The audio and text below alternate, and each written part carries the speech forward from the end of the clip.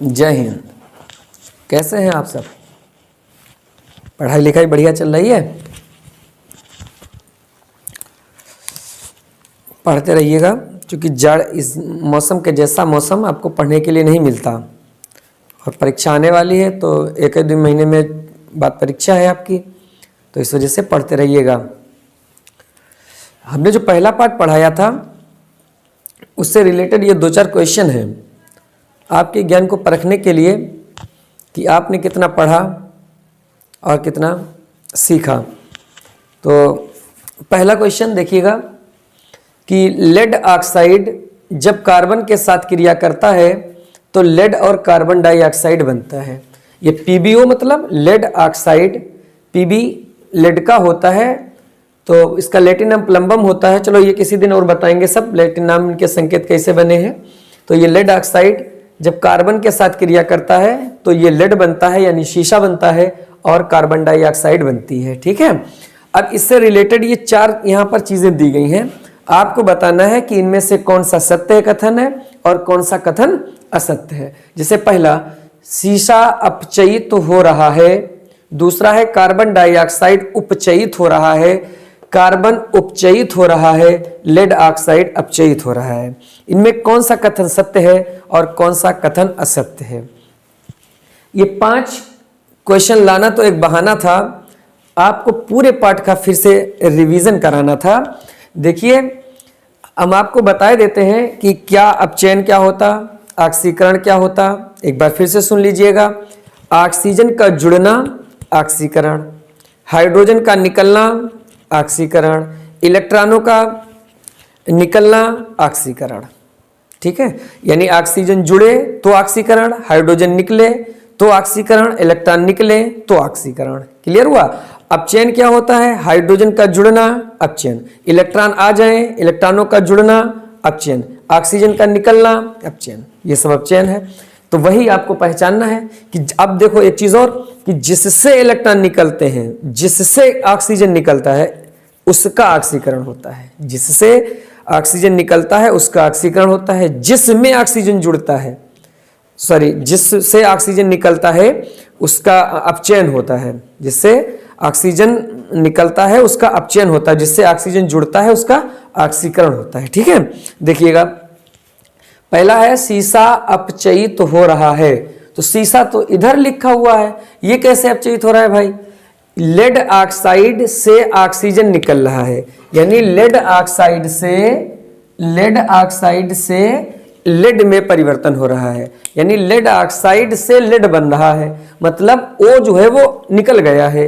तो ऑक्सीजन का निकलना जो होता है वो क्या कहलाता है? अपचयन। और ऑक्सीजन का जुड़ना ऑक्सीकरण। तो यहां पर क्या हो रहा है? अपचयन हो रहा है। तो ये कौन चीज हो रही भाई? अपचयन हो रहा है। दूसरी चीज और देखिएगा इधर, ये कार्बन से कार्बन डाइऑक्साइड बन रही है, कार्बन से कार्बन डाइऑक्साइड बन रही। तो कार्बन में ऑक्सीजन जुड़ रहा है तभी तो कार्बन डाइऑक्साइड बन रही है। तो यहां पर क्या कहा जाएगा? ये कौन चीज हो रहा है भाई? ऑक्सीकरण हो रहा है।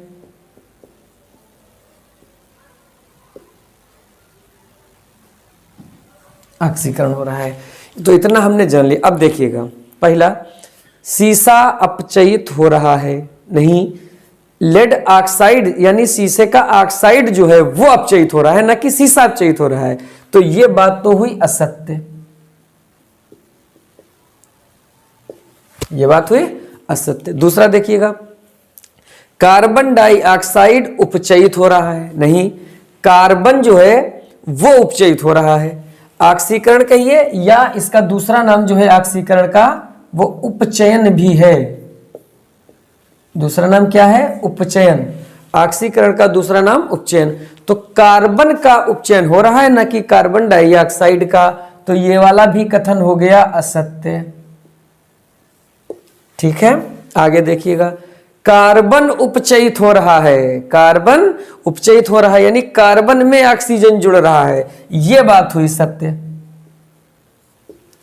आगे देखिए, लेड ऑक्साइड अपचयित हो रहा है, लेड ऑक्साइड अपचयित हो रहा है। तो लेड ऑक्साइड अपचयित हो रहा है, यह बात सत्य है। तो ऊपर वाले 2 असत्य हो गए, ये दोनों सत्य हो गए। ये एक क्वेश्चन देखिएगा, जैसे एक बार बहुविकल्पी में पूछा गया है कि श्वेत फोटोग्राफी में प्रयुक्त होता है। ये बहुत सारे पदार्थ लिखे हुए हैं, इसमें आपको बताना है कि श्वेत फोटोग्राफी में कौन प्रयुक्त होता है। पहला AgCl यानी silver chloride, AgCl silver chloride. B NO3 का होल ट्वाइस यानी lead nitrate. C ferrous sulphate या कैल्शियम कार्बोनेट। श्वेत फोटोग्राफी में कौन प्रयुक्त होता है? तो श्वेत मतलब यही ब्लैक एंड व्हाइट वाली, इसमें कौन, तो इसमें कौन वाला सही हो जाएगा? ये वाला सही हो जाएगा, AgCl यानी सिल्वर क्लोराइड प्रयुक्त होता है। तो ये एक बार पूछा गया था, हमने सोचा आपको बता दें। तो श्वेत फोटोग्राफी में कौन प्रयुक्त होता है? सिल्वर क्लोराइड प्रयुक्त होता है। अब आते हैं क्वेश्चन नंबर 3 पे। क्या होता है जब फेरस सल्फेट को गर्म करते हैं? इस तरीके के क्वेश्चन आते हैं कि क्या होता है जब, तो क्या होता है जब फेरस सल्फेट को गर्म करते हैं? तो सबसे पहले हमें फेरस सल्फेट का अणुसूत्र मालूम होना चाहिए। तो फेरस सल्फेट का होता है FeSO4। फेरस सल्फेट का क्या होता है? FeSO4। फेरस सल्फेट को गर्म करते हैं तो क्या होता है? तो फेरिक ऑक्साइड बनता है, Fe2O3। जब फेरस सल्फेट को गर्म करते हैं तो फेरिक ऑक्साइड बनता है प्लस सल्फर डाइऑक्साइड बनता है, सल्फर ट्राइऑक्साइड बनता है। जब फेरस सल्फेट को गर्म करते हैं तो फेरिक ऑक्साइड बनता है, सल्फर डाइऑक्साइड बनता है, सल्फर ट्राइऑक्साइड बनता है। अब देखिएगा ये भी संतुलित नहीं है, असंतुलित समीकरण है, असंतुलित रासायनिक समीकरण है। अब इधर देखिएगा Fe 2 बार आया, यस इधर 2 बार आया, इधर एक ही बार आया, तो इधर हम 2 की मल्टीप्लाई किए देते। अब देखना Fe 2 बार हो गया, S 2 बार हो गया, O 4 है 2 से गुणा हो रही है, O 4 है 2 से गुणा, 4 दूनी 8। यहाँ पर देखते 3 3 2 5, 5 और 3 8। अगला है रेडॉक्स अभिक्रिया किसे कहते हैं? अगला क्वेश्चन कि रेडॉक्स अभिक्रिया किसे कहते हैं? अब देखिएगा रेडॉक्स अभिक्रिया एक ऐसी अभिक्रिया होती है कि जिसमें एक पदार्थ का ऑक्सीकरण हो और दूसरे पदार्थ का अपचयन हो, यानी ऑक्सीकरण अपचयन दोनों एक ही अभिक्रिया में हो। दोनों चीजें, एक पदार्थ का ऑक्सीकरण हो रहा हो, एक का अपचयन हो रहा हो, तो ऐसी अभिक्रिया को रेडॉक्स अभिक्रिया कहते हैं। वो अभिक्रिया जिसमें ऑक्सीकरण भी हो और अपचयन भी हो क्या कहलाती है? रेडॉक्स अभिक्रिया कहलाती है। देखिएगा जैसे एक रिएक्शन हम लिख रहे हैं, कॉपर ऑक्साइड, कौन चीज है ये? Copper oxide. जब कॉपर ऑक्साइड की क्रिया हम हाइड्रोजन से कराते हैं, जब कॉपर ऑक्साइड की क्रिया हम हाइड्रोजन से कराते हैं तो कॉपर ये अलग हो जाता है और जल बनता है। कॉपर ऑक्साइड की क्रिया जल से कराने पर कॉपर और जल प्राप्त होता है। इस अभिक्रिया को रेडॉक्स अभिक्रिया कहते हैं। क्यों इसे रेडॉक्स अभिक्रिया कहते हैं?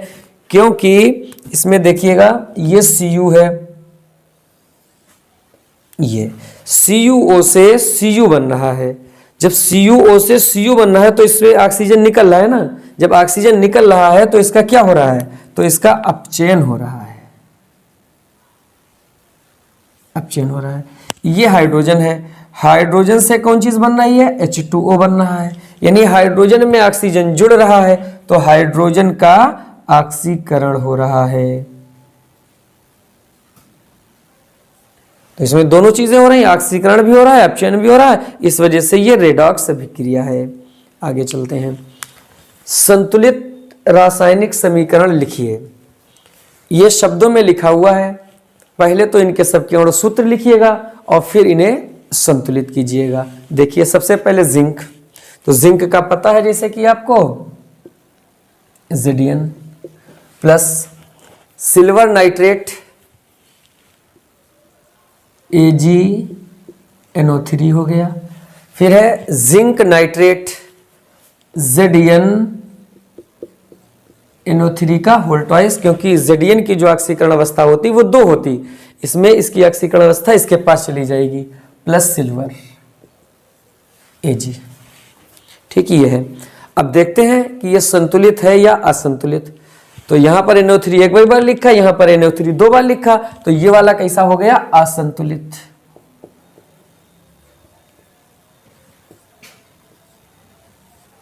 अब हमें करना है इसे संतुलित।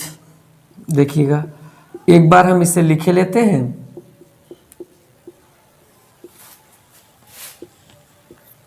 Zn NO3 का होल ट्वाइस प्लस Ag।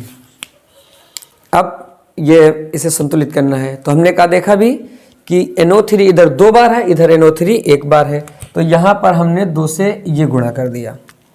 ये चल ही नहीं रहा, बढ़िया, ये 2 से गुणा कर दिया हमने।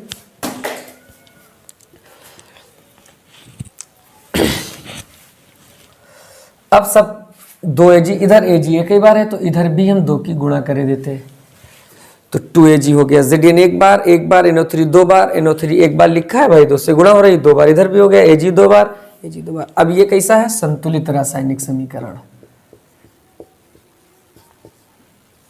कैसा है ये? संतुलित रासायनिक समीकरण। इसके बाद दूसरा देखते हैं, ये मैग्नीशियम का Mg plus hydrogen chloride HCl, magnesium chloride MgCl। लेकिन Mg की जो ऑक्सीकरण अवस्था होती है वो 2, इसकी होती, तो मैग्नीशियम क्लोराइड को हम MgCl2 लिखते हैं, प्लस हाइड्रोजन। अब हमें इसे संतुलित करना है। Mg इधर एक बार लिखा, उधर भी एक बार लिखा, Cl उधर 2 लिखे, इधर 1 लिखा, तो यहां पर हम, चलो ये वाला पहले लिखे देते, ये असंतुलित है।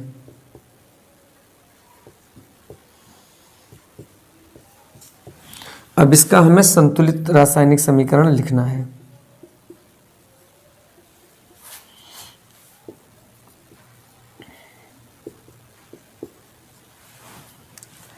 तो MgCl2, इधर खाली Mg, Cl 2 है, तो यहां पर हम 2 की मल्टीप्लाई कर देते। अब H 2 हो गए, H इधर भी 2 है, Cl उधर 2 है, इधर भी 2 है, उधर Cl, Mg 1 है, इधर Mg 1 है। भाई हमने कल बताया था, पहले वीडियो में बताया था बल्कि, कि संतुलित रासायनिक समीकरण वे रासायनिक समीकरण होते हैं कि जिनके दोनों पक्षों में प्रत्येक परमाणु की संख्या समान होती है। संतुलित रासायनिक समीकरण वे रासायनिक समीकरण होते हैं जिनके दोनों पक्षों में प्रत्येक परमाणु की संख्या समान होती है। यह है संतुलित रासायनिक समीकरण।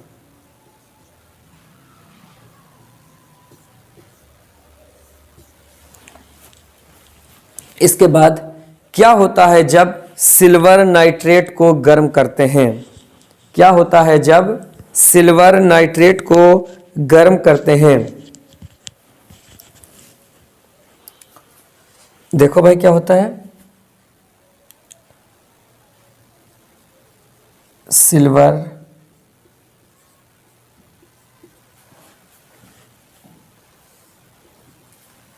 ये सिल्वर नाइट्रेट पीबी की जो ऑक्सीकरण अवस्था होती है वो 2 होती है। पीबी की ऑक्सीकरण अवस्था 2 होती है, तो इसी वजह से यहां पर ये ट्वाइस आया है। तो PbNO3 का होल ट्वाइस, यानी लेड नाइट्रेट को गर्म करते हैं तो क्या बनता है? एक तो बनता है लेड ऑक्साइड, एक क्या बनता है? लेड ऑक्साइड बनता है। दूसरे